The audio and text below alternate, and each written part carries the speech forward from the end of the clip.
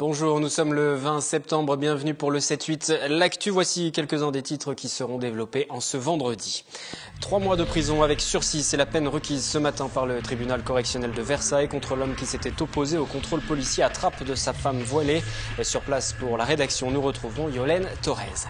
Le parc zoologique de Thoiry demande au ministre de l'économie et des finances de revoir sa copie concernant la hausse de la TVA au 1er janvier. Elle passera de 7 à 10% et cela aura forcément des conséquences. Il ne sera pas candidat en mars 2014. L'UMP Gérard Larcher, à la tête de sa commune de Rambouillet depuis 30 ans, a décidé de ne pas se représenter. Il passe la main. Vous entendrez tout à l'heure ses explications. L'image du jour à présent, elle est signée Claire Cambier. À Manille-les-Hameaux, une quinzaine de parents d'élèves de l'école maternelle Corot a occupé durant la matinée les locaux afin de dénoncer une situation de sureffectif. Depuis la rentrée, ils réclament la création d'une 4e classe, mais pour l'instant, le nombre minimum d'élèves ne serait pas atteint pour l'inspection académique. Selon un représentant de la FCPE, la question du budget se pose également. Et vous le voyez, ce matin, les parents ont eux-mêmes créé une classe fictive avec leurs enfants et ils annoncent être prêts à continuer ce mouvement. Une information qui concerne les motards à l'occasion des 24 heures du Mans Moto. Un relais motard Calmos est en place jusqu'à samedi midi à hauteur du péage de Saint-Arnoux sur l'A10. Un relais où l'on peut trouver des boissons chaudes ou encore de quoi manger, mais surtout obtenir des recommandations en matière de sécurité routière.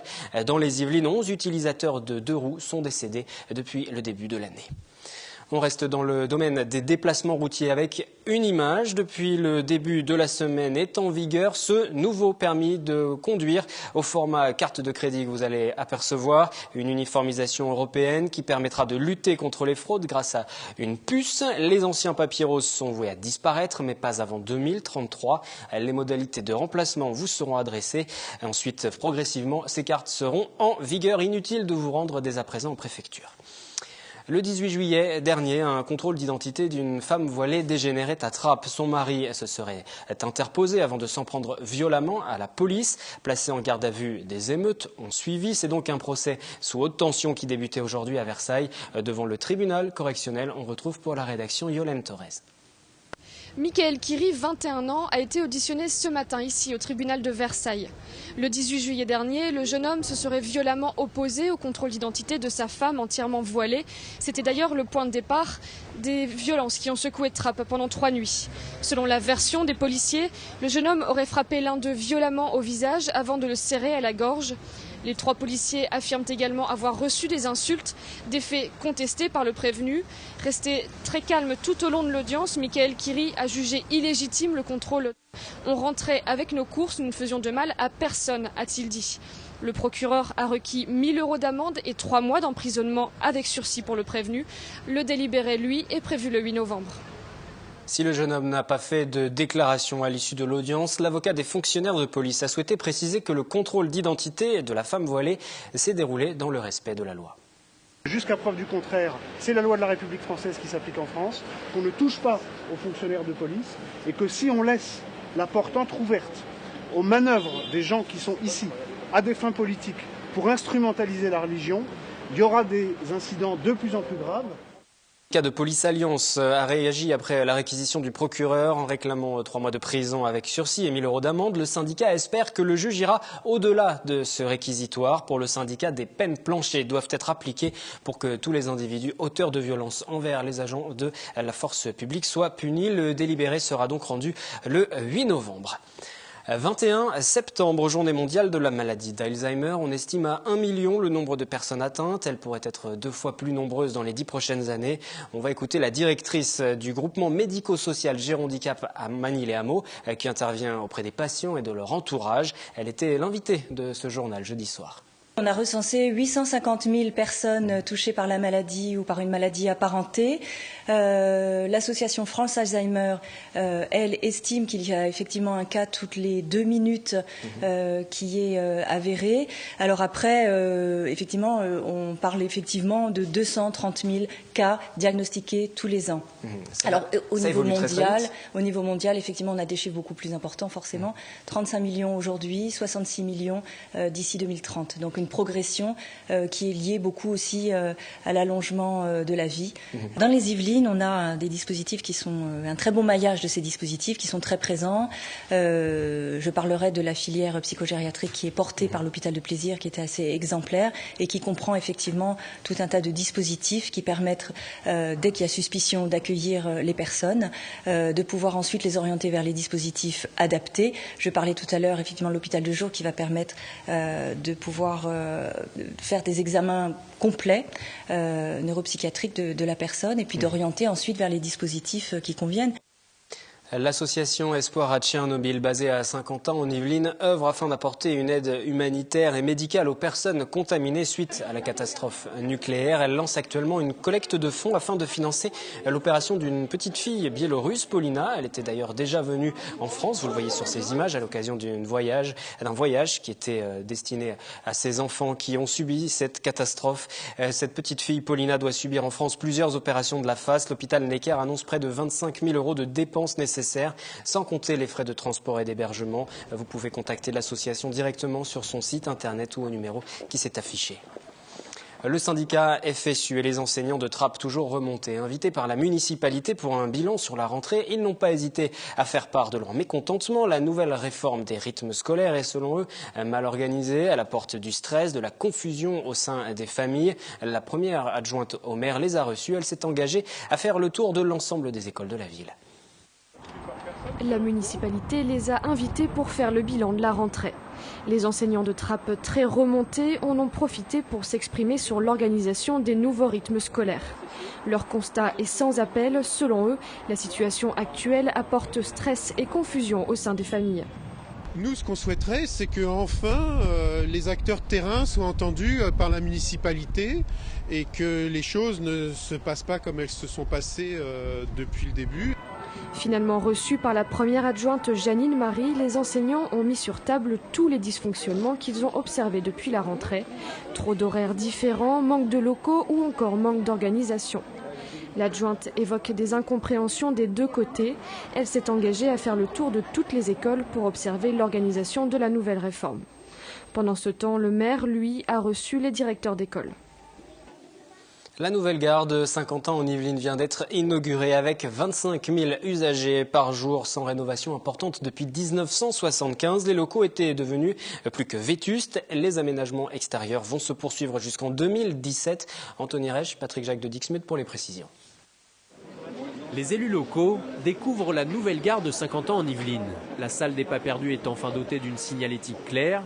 L'espace a été décloisonné et les usagers peuvent désormais acheter des billets Transilien ou Grande Ligne sans chercher leur chemin. Au point de vue de l'affichage, beaucoup mieux. C'est vrai qu'au début, quand je suis arrivé, j'étais complètement paumé. C'est clair que même au niveau infrastructure, rien à dire, c'est super. On a implanté des nouveaux panneaux d'information pour les trains, donc pour indiquer d'où partent les trains et l'information vraiment sur le trafic, qui ont aussi contribué à faciliter la gestion des flux dans cette gare. La gare saint-quentinoise n'avait pas connu de rénovation importante depuis 1975. Avec 25 000 usagers par jour, le lifting de la station était devenu vital. On a refait le revêtement de sol, les plafonds, tout ce qui est lié à la sécurité, l'éclairage, la signalétique, l'ensemble des modalités de circulation verticale, escalator, on a mis à niveau le parc des ascenseurs. Les travaux de réaménagement de la salle des pas perdus s'élèvent à 1 800 000 €, financés à 50% par la région Île-de-France et à 50% par la SNCF. À l'extérieur, la rue Joël Leteul et l'avenue de la Gare sont encore en chantier. À l'horizon 2017-2018, la gare de Saint-Quentin en Yvelines pourrait voir sa passerelle totalement réaménagée pour donner un autre accès au quai. Et que pensez-vous de cette nouvelle gare? Ce sont vos impressions que nous sommes allés recueillir avec ce micro-trottoir. Elle est beaucoup mieux. C'est vrai qu'il y a quelques années, c'était dans un très mauvais état. Et c'est vrai que maintenant, elle est super. Franchement, je la trouve bien. Et surtout, là-bas, le nouvel escalator, je le trouve pas mal. C'est plus facile d'aller vers les clés, c'est plus fonctionnel. Et c'est beaucoup plus agréable. On se retrouve assez facilement. On attend juste que les travaux à la sortie soient finis, quoi. C'est plus lisible, il y a déjà beaucoup plus de... Avant, il n'y avait pas de resto, il n'y avait pas tout ça. Et au point de vue de l'affichage, beaucoup mieux. Les couleurs, l'agencement, comment ça a été organisé, le design. Oui, on a vraiment envie d'y venir.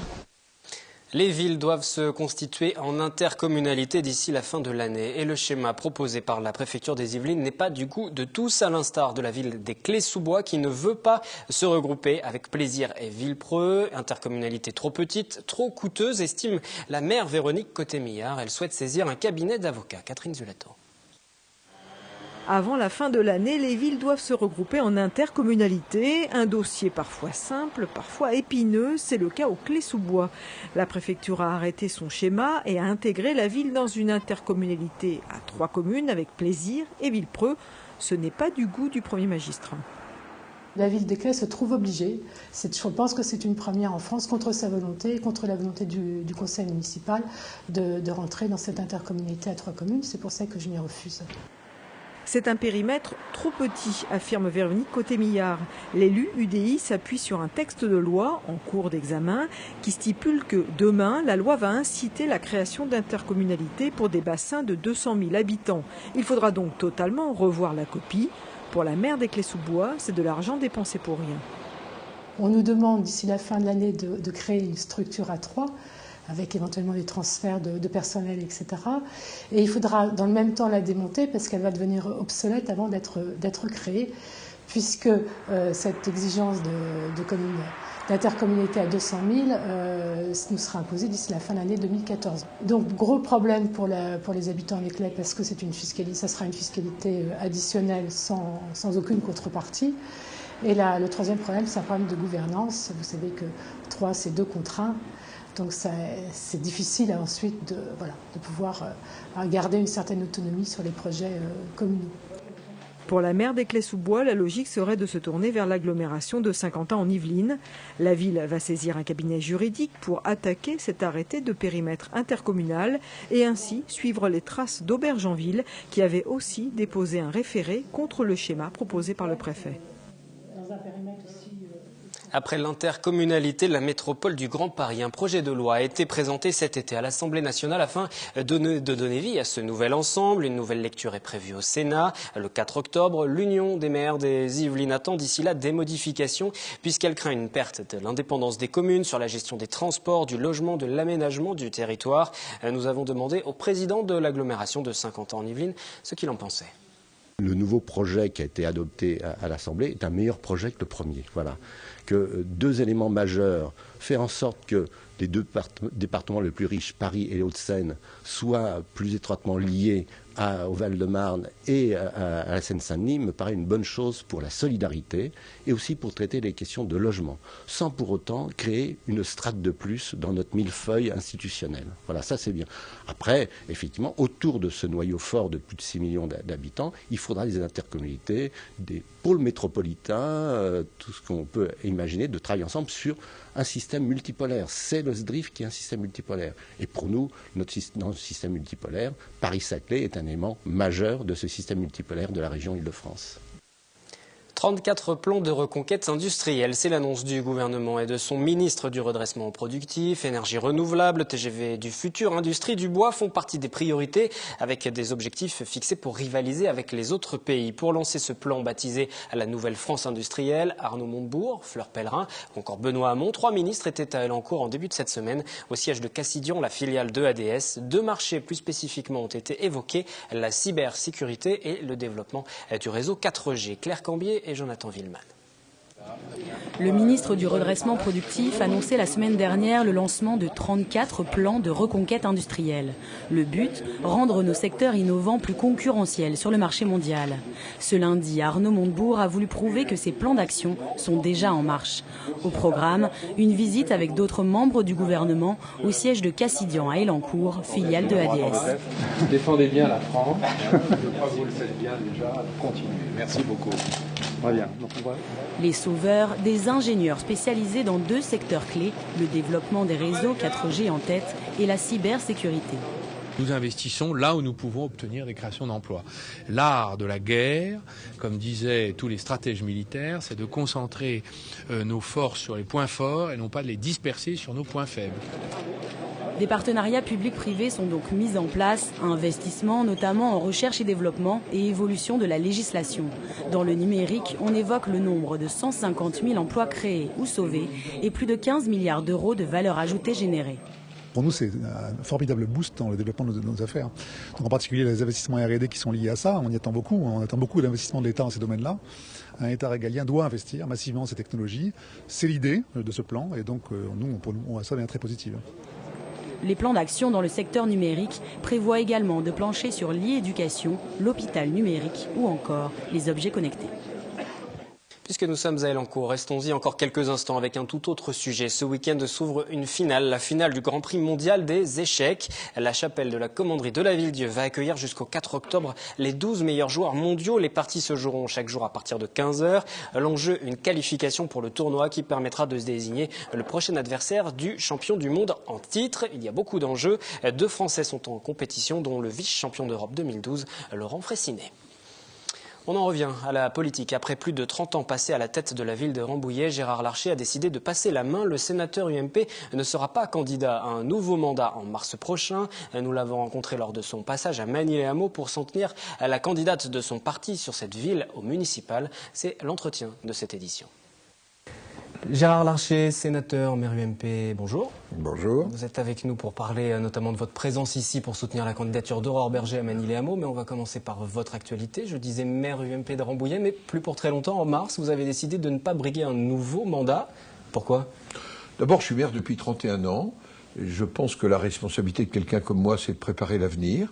Et avec le député qui est aussi le premier adjoint de Rambouillet, Jean-Frédéric Poisson, dans un contexte que nous connaissons, d'un texte qui est inexorablement, si j'ai entendu le ministre Valls cet après-midi, j'allais dire contre l'avis d'une majorité du Sénat, eh bien, on ne pourra plus avoir un mandat parlementaire et un mandat exécutif local. Alors, qui sera justement le successeur que vous allez soutenir pendant cette campagne ? Eh bien, il a été choisi par l'ensemble des élus de la majorité municipale, à l'unanimité.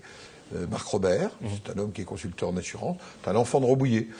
Pour les Rambouilletains, ils sauront, c'est un enfant de l'école de la Louvière à Rambouillet. Et je dois dire que c'est quelqu'un qui est très estimé, apprécié, qui en même temps incarne aussi, j'allais dire, une ardeur nouvelle et une énergie.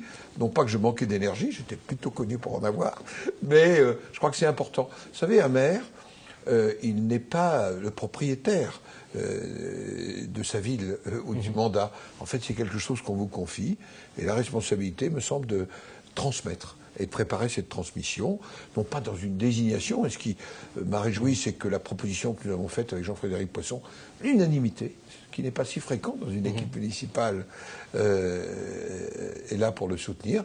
Et puis il présentera sa propre équipe, comptera des anciens, mais beaucoup de nouveaux, avec un nouveau projet, qui certes s'inscrira dans une forme de continuité, mais ouvrira de nouveaux horizons. Mais je trouve que c'est très bien ainsi. Comment vous allez vous impliquer, vous, pendant cette campagne ? Vous serez très présent, vous allez soutenir ? C'est lui qui décidera. J'allais dire, moi j'ai une relation très affective avec les habitants de Rambouillet. Vous savez, je leur ai écrit une lettre et je vois les réactions. Les premières lettres sont arrivées aujourd'hui et je reçois des tas de messages. Parce qu'en fait, je connais vraiment chaque maison dans la ville. Après 30 ans, je suis un habitant de la ville, je ne suis pas quelqu'un qui n'ait pas de lien très très profond. Mes enfants ont été à l'école là. Maintenant, mes petits-enfants, tout petits, apprennent à marcher dans le jardin à Rambouillet. Enfin, voilà les choses. Et cette ville que j'aime profondément, elle a beaucoup de chance. Et elle aura, je crois, en Marc Robert, quelqu'un de très bien. Vous allez soutenir d'autres candidats aussi pendant cette Bien campagne. Sûr, vous êtes en ici à France, c'est dans les Yvelines. Donc, En France, c'est dans les Yvelines. En France, parce que c'est ma responsabilité, j'allais dire, de m'engager politiquement, de sénateur, surtout à un moment tout à fait important pour les collectivités territoriales. Et je l'évoquerai ce soir. Le texte qui est en cours de discussion, qui va venir le 2 octobre au Sénat, va rebouleverser les intercommunalités, et y compris la communauté d'Aglo, ici. Et donc, face à ce texte qui est imposé à marche forcée, comment nous allons réagir ? Quelle perspective d'organisation territoriale ? C'est des sujets qui intéressent les communes, mais qui sont aussi des sujets majeurs. Vous êtes satisfait du début de campagne de l'UMP globalement ? Parce qu'on vous a entendu dire qu'il aurait fallu se concentrer sur cette campagne. Nous avons désigné au plan national dans un certain nombre de villes, il en reste, ce sera début octobre, quelques-uns à désigner. Dans les Yvelines, oui, on est engagé, c'est parti. Et j'allais dire les uns et les autres, mais une élection municipale, ça n'est pas qu'une élection politique.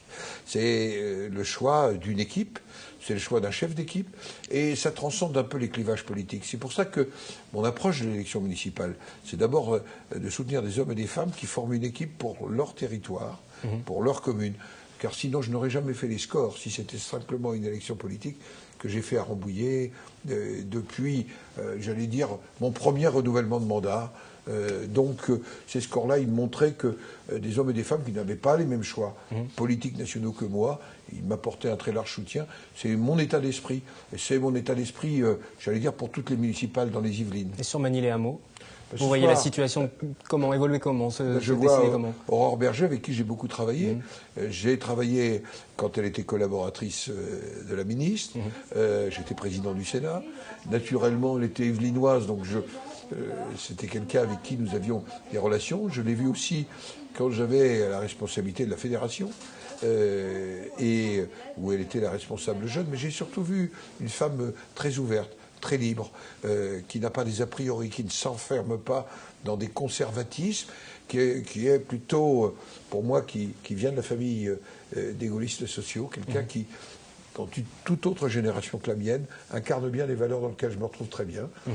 La question de la laïcité aussi, toutes ces questions-là, c'est des questions où je la sens très à l'aise. En plus, elle est très intelligente, elle est volontaire, elle est engagée. Et je crois qu'une collectivité locale a besoin d'un chef d'équipe qui soit comme ça, vrai, dynamique et décidé. Alors, non pas sur Magny-les-Hameaux, mais peut-être sur l'ensemble de l'Hexagone. Quelle place pour le Front National, avec l'UMP, avec les dernières déclarations de François Fillon, par exemple? Attendez, il faut que vous les lisiez. Aucune place, ni accord, ni appel au vote, combat contre le Front National. Enfin, je veux dire, il faut qu'on arrête cette espèce de procès. Vous savez, moi, il se trouve que je suis le plus ancien qui chemine avec François, puisque j'étais avec Philippe Seguin. Alors, vous imaginez bien que ceux qui veulent... par contre, se poser la question, pourquoi 30% de nos concitoyens se disent qu'ils n'ont aucune difficulté à voter Front National? C'est que nous, politiques, et les partis démocratiques, j'allais dire classiques, est-ce qu'on répond à la question des gens aujourd'hui face à la crise, le sentiment d'effondrement du pays, le sentiment d'effondrement, j'allais dire, de la situation en matière de sécurité, la question de l'emploi, j'ai été ministre du Travail, le chômage des jeunes, est-ce qu'on donne de l'espérance, est-ce qu'on a un projet et est-ce qu'on fait ce qu'on dit qu'on va faire? Et il y a sur un certain nombre de sujets, y compris les questions d'identité, d'immigration, des réponses qu'il faut apporter. Ces réponses peuvent se faire avec nos valeurs, mais il faut qu'on ait un projet qui soit fort. J'allais dire, le centre de la vie politique, pardonnez-moi, c'est l'UMP, c'est aussi le dialogue et l'opposition que nous avons avec les choix du Parti Socialiste. Merci Gérard Larcher. Merci à vous.